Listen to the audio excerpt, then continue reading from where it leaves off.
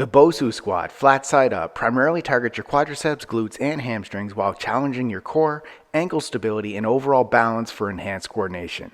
By performing them flat side up, it requires more overall stability compared to dome side up as it engages more muscles across multiple joints. Even though this squat variation may be useful for certain athletic training, it's not ideal for maximizing leg muscle growth. Here's how to do it correctly. Place the BOSU on the ground with the flat side facing up and the dome side down.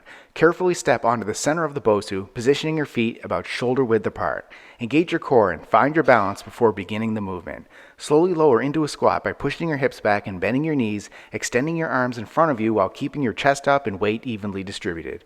Lower until your thighs are parallel to the ground or as low as your mobility allows, ensuring your knees track over your toes.